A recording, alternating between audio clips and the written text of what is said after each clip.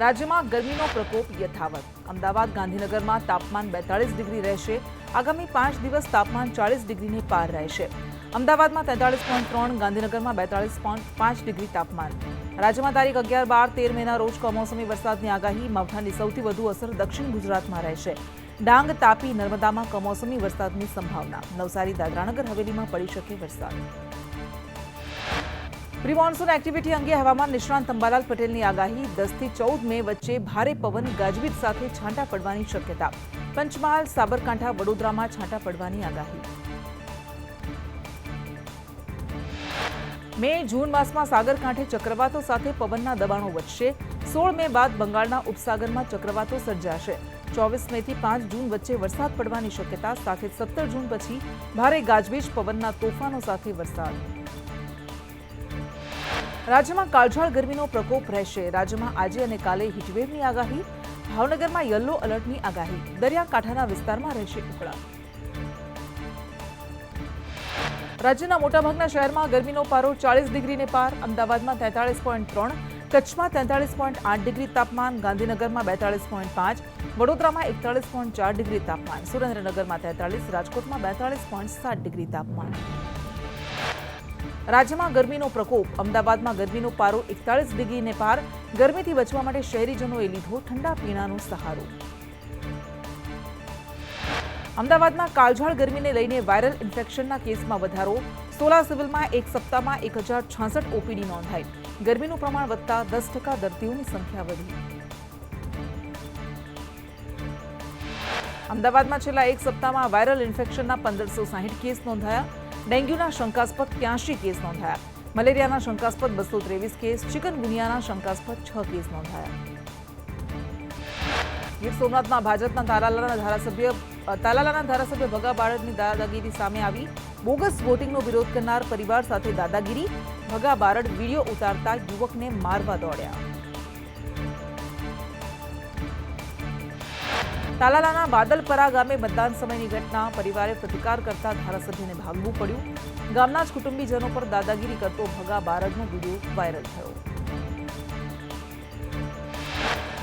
દમણ દીવના કોંગ્રેસના 4 નેતાઓને 6 વર્ષ માટે સસ્પેન્ડ કરાયા. પક્ષ વિરોધી પ્રવૃત્તિઓને લઈને કોંગ્રેસ પક્ષે પગલાં ભર્યા.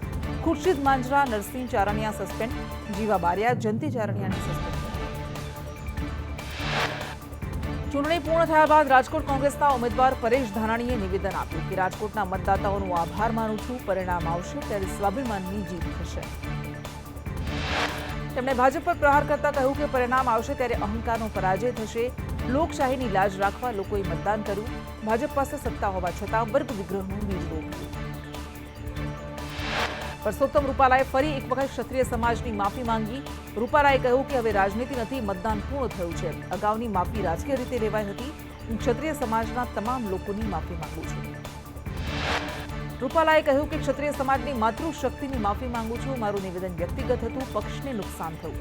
ક્ષત્રિય સમાજ વિકાસના કાર્યમાં સહકાર આપે. મારી ભૂલથી જેને સહન કરવું પડ્યું હોય તે તમામ મને માફી આપે. રૂપાલાએ સ્પષ્ટતા કરતા કહ્યું કે મારી સમગ્ર કારકિર્દી દરમિયાન આ સૌથી કઠિન દોર હતો. મારા એક નિવેદનને કારણે ખૂબ વિવાદ થયો. ત્યારબાદ હું સૌથી કઠિન દોરમાંથી પસાર થયો. હું એક માણસ છું, માણસ માત્ર ભૂલને પાત્ર. મારાથી ભૂલ થઈ, ક્ષત્રિય સમાજ નારાજ થયો. ઘટનાનું કેન્દ્રબિંદુ હું હતો, પણ સહન પક્ષે કરવું પડ્યું. અગાઉ મારા નિવેદનો પક્ષ માટે એક સંપત્તિ હતા, પણ આ નિવેદન માટે પક્ષે ખૂબ સહન કરવું પડ્યું. રૂપાલાની માફી બાદ પ્રજ્ઞાબાએ કહ્યું કે માફી એટલે રાજનીતિ મૂકો. રૂપાલા સામે વિરોધ યથાવત રહેશે. ક્ષત્રિય સમાજ રૂપાલાને માફ નહીં કરે.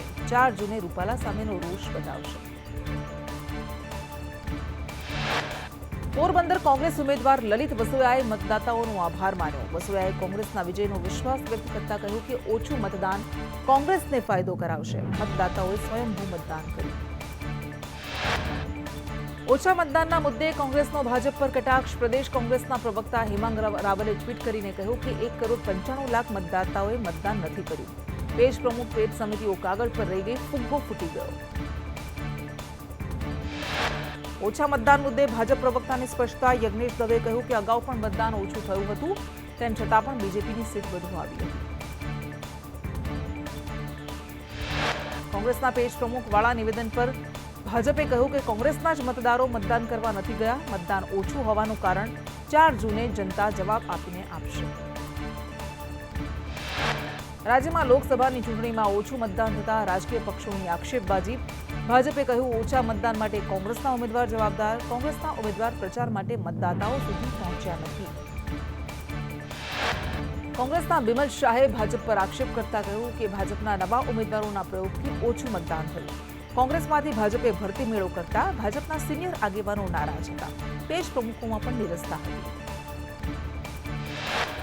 બનાસકાંઠા લોકસભા બેઠક પર 70% જેટલું મતદાન થતા ભાજપ અને કોંગ્રેસના ઉમેદવારોમાં પરિણામને લઈને ઉચાટ. કોંગ્રેસના ઉમેદવાર જ્ઞાનીબેન ઠાકોરે લોકોએ તેમનો ચૂંટણી ખર્ચ ઉપાડી લેતા પ્રેમ અને સહકાર મળતા જીતનો વિશ્વાસ વ્યક્ત કર્યો. બનાસકાંઠામાં ઊંચા મતદાનને લઈને રેખાબેન ચૌધરીએ પણ જીતનો વિશ્વાસ વ્યક્ત કર્યો. સાથે જ તેમણે બનાસકાંઠાના વધુ મતદાનને વિજયના આશીર્વાદ રૂપે માન્યા. ચૂંટણી પછી ભરૂચ કોંગ્રેસ અને આપ વચ્ચે વિવાદ વકર્યો. મુમતાઝ પટેલે ગોપાલ ઇટાલિયાની એક્સ પોસ્ટનો જવાબ આપતા કહ્યું, તમે પ્રદેશ કોંગ્રેસ અને ભરૂચ કોંગ્રેસને ભૂલી ગયા છો. ઇટાલિયાએ આપ નેતાઓનો આભાર માન્યો. છોટાઉદેપુરમાં પંચાયતના સદસ્યોનો ઘેરાવ. બોડેલીના અલી ખેરવા ગામના સ્થાનિકોએ વિરોધ કરતા ઘેરાવ કર્યો. લોકોએ સરપંચના પતિ અને પંચાયત સદસ્યોનો ઘેરાવ કર્યો. સ્થાનિકોનો પીવાના પાણી સાથે ગટરનું પાણી મિક્સ થતું હોવાના આક્ષેપ. પંચાયતના સદસ્યએ પાણી મિક્સ થતું હોવાની કબૂલાત કરી. સરપંચના પતિએ સમસ્યાના નિવારણની ખાતરી આપી. લોકસભાની ચૂંટણી પૂર્ણ થઈ ગઈ છે ત્યારે અમરેલીના ભાજપ ઉમેદવાર ભરતભાઈ સુતરિયા હાલ રિલેક્સ મૂડમાં જોવા મળ્યા. છેલ્લા 2-3 મહિનાના પ્રચાર પ્રસાર અને દોડધામને લઈને ચૂંટણી પૂર્ણ થયા બાદ ભરતભાઈ સુતરિયા ફરી પોતાના ખેતી કામમાં વ્યસ્ત થતા જોવા મળ્યા. આવતીકાલે ઇફકોની ચૂંટણીનો ખરાખરીનો જંગ. ગુજરાતનું પ્રતિનિધિમંડળ કાલે દિલ્હી જશે. ગુજરાતમાંથી કુલ 181 જેટલા મતદારો મતદાન કરશે. ગુજરાતની એક બેઠક માટે 3 ઉમેદવારો મેદાનમાં ઉતર્યા. ભાજપના મેન્ડેટ વિરુદ્ધ જઈ ભાજપના જ નેતાઓએ બળવો કર્યો. ભાજપે બિપિન પટેલને મેન્ડેટ આપ્યું હતું, પરંતુ ભાજપના જયેશ રાદડિયા અને પંકજ પટેલે બળવો કર્યો છે. બળવો કરનાર નેતાઓ સામે પાર્ટી એક્શન લઈ શકે છે. સુરત માંગરોળ સણોધરાના ગ્રામજનોએ કર્યો હતો મતદાનનો બહિષ્કાર. પ્રાથમિક સુવિધાને અભાવે ગ્રામજનોએ એક પણ વોટ ન નાખીને તંત્ર સામે પોતાનો રોષ ઠાલવ્યો. પીએમ મોદીએ રાહુલ ગાંધી પર પ્રહાર કરતા કહ્યું કે શહેજાદાએ અદાણી અંબાણીને ગાળો આપવાનું બંધ કેમ કર્યું? એવી તો કઈ ડીલ થઈ કે એમના વિશે બોલવાનું બંધ કર્યું? છેલ્લા 5 વર્ષથી એમના નામની માળા જપતા હતા. શું તમે કાળા ધનમાંથી પૈસા લીધા છે? રાહુલ ગાંધીનો જવાબ આપ્યો. અદાણી અંબાણી મુદ્દે પીએમ મોદીએ કરેલા આક્ષેપ પર પ્રિયંકા ગાંધીનો જવાબ. કહ્યું, મારો ભાઈ હંમેશા અવાજ ઉઠાવતો આવ્યો છે. દેશના ખરબપતિઓને બધી સંપત્તિ પકડાવી લીધી છે. ગભરાટ થઈ રહ્યો છે એટલે સફાઈ આપી રહ્યા છે. કોંગ્રેસના નેતા સેમ પિત્રોડાના નિવેદનથી વધુ એક વિવાદ. પિત્રોડાએ રંગભેદને લગતું નિવેદન આપ્યું. ભારતના 4 ઝોનના લોકોનો દેખાવ અલગ પ્રકારનું હોવાનું નિવેદન આપ્યું. પિત્રોડાએ કહ્યું કે પૂર્વ ભારતના લોકો ચીની તો દક્ષિણ ભારતના લોકો આફ્રિકન જેવા લાગે છે, તો ઉત્તર ભારતના લોકો અંગ્રેજો જેવા અને પશ્ચિમ ભારતના લોકો અરબ જેવા લાગે છે. કોંગ્રેસ નેતા સેમ પિત્રોડાના નિવેદન પર પીએમ મોદીના કોંગ્રેસ પર પ્રહાર. કહ્યું, ચામડીના રંગને આધારે દેશવાસીઓનું અપમાન કરાયું છે. શહેજાદાએ આનો જવાબ આપવો પડશે. કોંગ્રેસના નેતા સેમ પિત્રોડાના નિવેદન પર ભાજપના વાક પ્રહાર. કહ્યું, ભારતીય સંસ્કૃતિ અને ભારતની પહેચાનનું અપમાન કર્યું. આ વિષય ચૂંટણીનો નહીં પણ ભારતના અસ્તિત્વ પર સવાલ ઉઠાવવાનો બની ગયો છે. આવતીકાલે જાહેર થશે ધોરણ 12નું બોર્ડનું પરિણામ. વિજ્ઞાન પ્રવાહ અને સામાન્ય પ્રવાહનું પરિણામ સવારે 10 વાગ્યાથી ઓનલાઈન બોર્ડની વેબસાઇટ પર જોઈ શકાશે.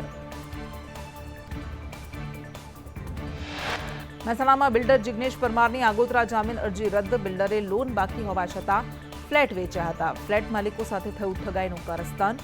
ધરપકડથી બચવા બિલ્ડર જિગ્નેશે કરી હતી અરજી. દાહોદમાં માર્કશીટમાં વધુ માર્ક આપવાનો મામલો. 200 માર્ક્સની જગ્યાએ 212 માર્ક્સ આપવાની બાબતે જિલ્લા શિક્ષણ અધિકારીના તપાસના આદેશ. શિક્ષકને કારણદર્શક નોટિસ આપી લેખિતમાં ખુલાસો માંગ્યો. ભાવનગર મનપાની બેદરકારીને લઈને લોકોમાં રોષ. વાયરના ગોડાઉનમાં આગ લાગ્યા બાદ કાર્યવાહીમાં ધાંધિયા. લાંબા સમય બાદ તંત્રએ બિલ્ડિંગ્સને ફટકારી નોટિસ. જેતપુર ધોરાજી રોડને લઈને જિલ્લા મેજિસ્ટ્રેટે જાહેરનામું બહાર પાડ્યું. ઓવરબ્રિજનું કામ ચાલુ હોવાથી આજથી 11 તારીખ સુધી રોડ બંધ રહેશે. અમરેલી વડિયામાં રસ્તાના કામને લઈને જનતા પરેશાન. ખડખડ અને ખજૂરી પીપળિયા જવાના રસ્તા ખોદી નાખતા ખેડૂતોને હાલાકી. સડક બનાવવાનું કામ હાલ બંધ કરતા લોકો ખખડધજ રસ્તાથી પસાર થવા માટે મજબૂર.